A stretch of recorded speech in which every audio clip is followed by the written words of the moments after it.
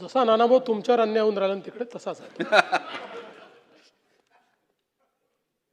माननीय अध्यक्ष महोदय, अंतिम आठवडा प्रस्तावावर या ठिकाणी अतिशय जोरदार चर्चा झाली. काल रात्री 3:38 या सभागृहामध्ये चर्चा झाली.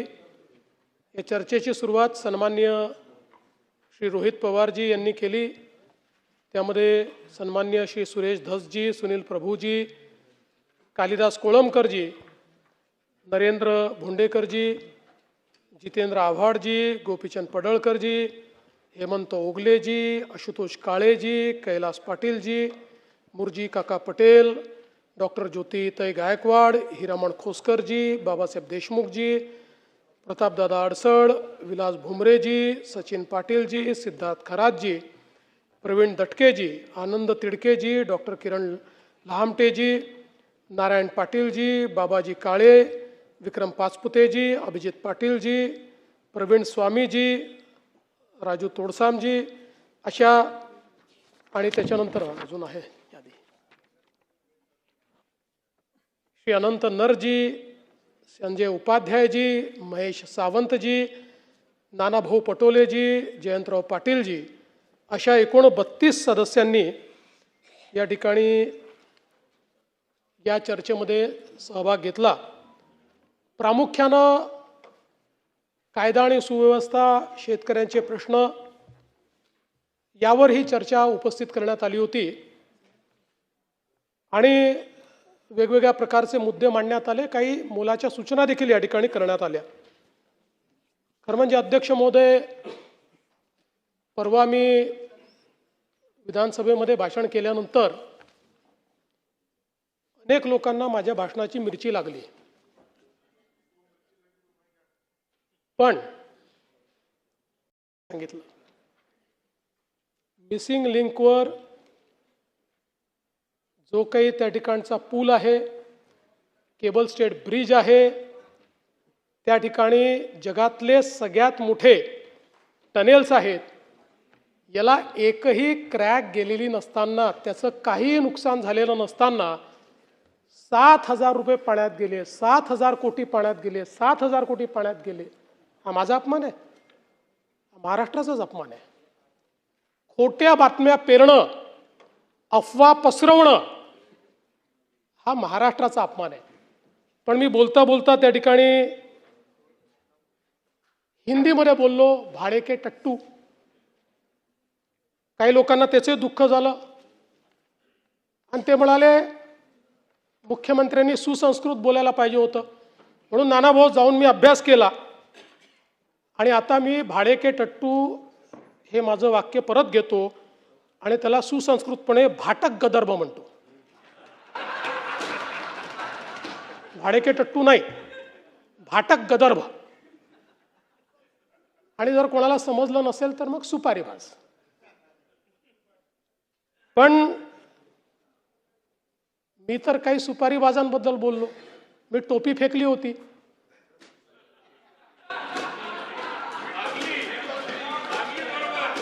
अनेकांना का लागली मला समजलंच नाही. अनेक लोकांना ती लागली. बरं, ते जाऊ द्या. आता मी एक वाक्य हिंदीमध्ये बोललो. आता आशिषजी ते ज्यांना समजायला पाहिजे म्हणून बोललो, त्यांच्याऐवजी दुसऱ्यालाच मिरची लागली. आणि आमचे मिमिक्री आर्टिस्ट मला म्हणायला लागले हिंदीत का बोलले.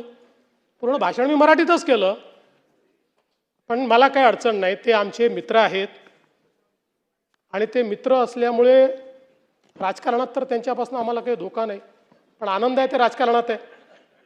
ते जर मिमिक्रीच्या क्षेत्रात गेले असते तर एकाही स्टँडअप कॉमेडियनला या ठिकाणी मार्केट राहिलं नसतं. काही हरकत नाही. आपण जरा विषयाकडे येऊ. आजही मिरची लागू शकते.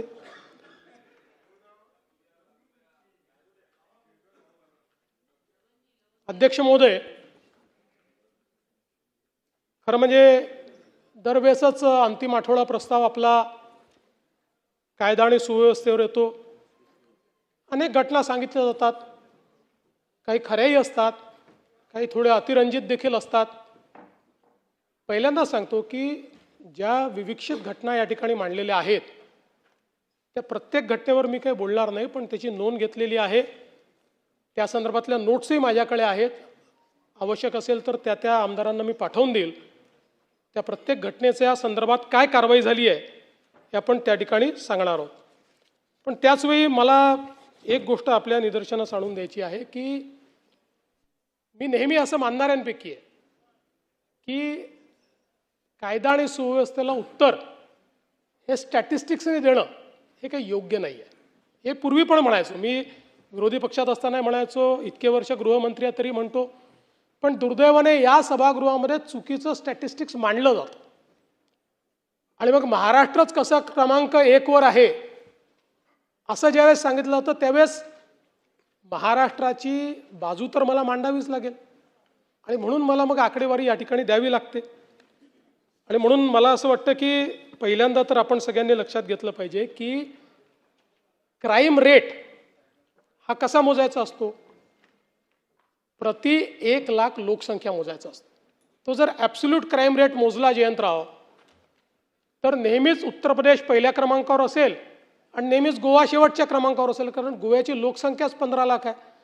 आता 15 लाखात क्राईम होतील तर किती होतील. आणि म्हणून प्रति 1 लाख लोकसंख्येमध्ये आपण जर विचार केला तर देशातल्या राज्यांमध्ये आपण 7व्या क्रमांकावर आहोत, पहिल्या क्रमांकावर नाही आहोत. हे 7वं आहे हे काही खूप चांगलं असं मी म्हणणार नाही, पण विनाकारण आपल्याच राज्याला गुन्हेगारीत पहिला अशा पद्धतीनं सांगणं योग्य नाही. म्हणून या ठिकाणी सांगतो की आपण 7व्या क्रमांकावर आहोत. आणि आपण जर बघितलं क्राईम अगेन्स्ट विमेन, महिलांच्या विरुद्ध जे अपराध आहेत त्यामध्ये महाराष्ट्र 9व्या क्रमांकावर आहे. तिथेही पहिल्या क्रमांकावर आपण नाही. क्राईम अगेन्स्ट चिल्ड्रन म्हणजे लहान बालकांच्या विरुद्धचे गुन्हे यातही महाराष्ट्र 7व्या क्रमांकावर आहे, इथेही पहिल्या क्रमांकावर नाही. त्यामुळे मला असं वाटतं आपण जर बघितलं तर याच्यामध्ये जे काही रेपचे गुन्हे आहेत त्याच्यामध्ये महाराष्ट्र 17व्या क्रमांकावर आहे, 17. आणि मायनरच्या संदर्भात 15व्या क्रमांकावर महाराष्ट्र आहे. म्हणून मला असं वाटतं की या ठिकाणी जणू काही महाराष्ट्रामध्ये असं एकही घटना झाली तर त्याचं समर्थन नाही करता येत. पण हे पण लक्षात घेतलं पाहिजे की इतर राज्यांच्या तुलनेमध्ये महाराष्ट्र आजही अधिक सुरक्षित आहे. महाराष्ट्र आजही कायदा पाळणारा अशा प्रकारचा आपला महाराष्ट्र आहे. आणि आपण जर आता क्राईमचं स्टॅटिस्टिक्स दिलं म्हणून सांगतो की मे 25 ते मे 26 अशी जर आपण तुलना केली तर त्याच्यामध्ये विनयभंग 374ने कमी, दुखापत 187ने कमी, जबरी चोरी 271ने कमी, घरफोडी 295ने कमी, चोरी 384ने कमी आणि गुन्हे उघडकीस येण्याचं जे प्रमाण आहे तेही 2025च्या तुलनेत 3.12% वाढलं आहे. 82% ते पोचलेलं आहे. राज्यामध्ये प्रतिबंधात्मक कारवायांमध्ये देखील या संपूर्ण कालावधीत आपण मोठ्या प्रमाणात वाढ केली आहे. तडीपारी 534ने वाढ, MPDA 14ने वाढ, मकोका 33ने वाढ आणि मोठ्या प्रमाणात अग्निशस्त्र जप्त करणे 427 अशा पद्धतीनं आपण हे काम केलं आहे. आणि आपण जर या ठिकाणी अपराध सिद्धीचा दर बघितला, हा सगळ्यात महत्त्वाचा आहे. कारण अध्यक्ष महोदय, गुन्हेगारावर वचक कधी राहील तर गुन्हा एखादा आपण पकडल्यानंतर त्याची चार्जशीट दाखल केल्यानंतर कन्व्हिक्शन होणं हे अत्यंत महत्त्वाचं आहे. दुर्दैवाने आता हे आपल्या जुन्या कायद्यांमधलं कन्व्हिक्शन चाललं आहे, त्यामुळे फार अडचणी यात. नवीन कायद्यांनी खूप सोपं केलं आहे, स्पीड केलं आहे. पण जुन्या कायद्यांमध्ये हे कन्व्हिक्शन आपण करतो. तर आपण जर बघितलं तर कन्व्हिक्शन देखील मे 25मध्ये 44.2% होतं, ते आता 52.6% गेलं आहे. पण महत्त्वाचं हे नाही आहे, महाराष्ट्राने गेल्या 10 वर्षात काय केलं हे सांगतो. 2008 साली आपला कन्व्हिक्शनचा रेट हा 9.4% होता. 2011 साली 12 साली तो 9% होता, 9.4% होता. तिथपासून आपण सुरुवात केली आहे 9.4%पासून, आणि आता जयंतराव 9.4%वरून आपण 52.6%वर पोहोचलो आहोत. गेल्या 10 वर्षामध्ये कन्सिस्टंटली तुम्ही बघितलं 10 वर्ष 8 आणि 9% आपला हा दर होता, की ज्याच्यामध्ये 100 लोकांना आपण जर चार्जशीट केलं 91 सुटून जात होते. आता ते आपण 52%वर पोहोचलो, पण आपल्याला 70%पर्यंत जायचं. मला विश्वास आहे नवीन कायद्यांमध्ये आता जे आपण चार्जशीट करतोय आपण 70च्याही पलीकडे त्याच्यामध्ये जातोय, आताच जातोय. कन्व्हिक्शन्स आता सुरू झाली आहेत आणि आपण जाऊ 80पर्यंत जाऊ. पण या जुन्या कायद्यांमध्ये जरा काही अडचणी असल्यामुळे त्या ठिकाणी आपल्याला तो प्रयत्न करावा लागतो. दुसरं, आता नवीन कायद्यांमुळे दुसरा फायदा काय झालाय, काही नियम आपल्यावर त्यांनी टाकले आणि त्याचं उत्तम पालन आपण करतोय. ई साक्ष, आता 90.61% गुन्ह्यांमध्ये ई साक्ष आहे. ई साक्षीचा अर्थ काय आहे, आपल्याला माहिती आहे साक्षीदार होस्टाईल होतो. आता ई साक्षीमध्ये ज्या क्षणी आपण नोंदवतो त्या क्षणी ती साक्ष अपलोड होते आणि त्याचा कॅमेऱ्यावर साक्ष जे काही त्याचं हे आहे फिल्म ती पण आपण अपलोड करतो.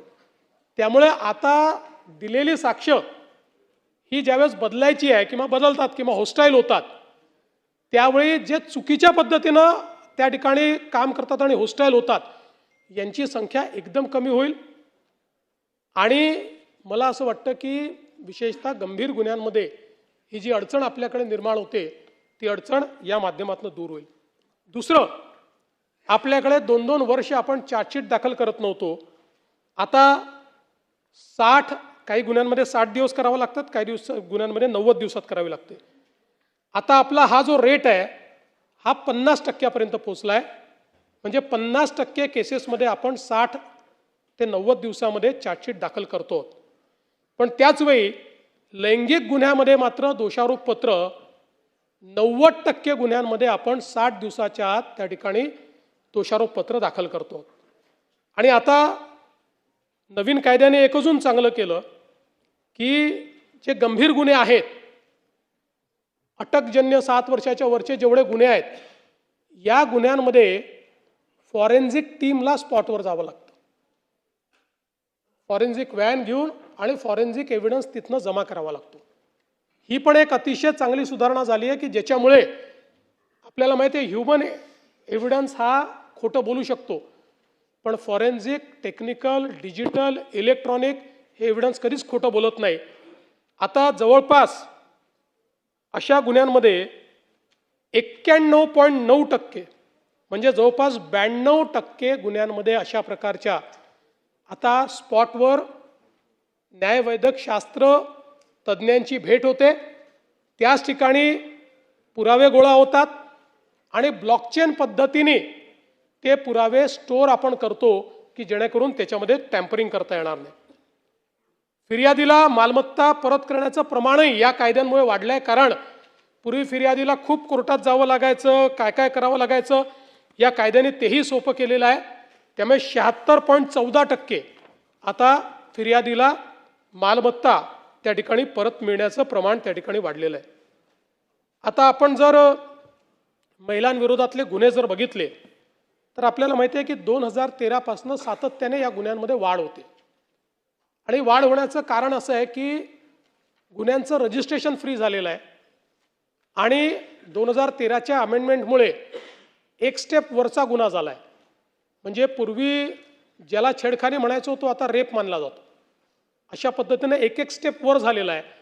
आणि म्हणून या गुन्ह्यांमध्ये म्हणजे मी नेहमी असं सांगतो की एक समाधान याच्यात आहे, पूर्वीही कदाचित गुन्हे घडत होते परंतु घरच्यांच्या किंवा जे काही समाज आहे त्याच्या दबावाखाली या ठिकाणी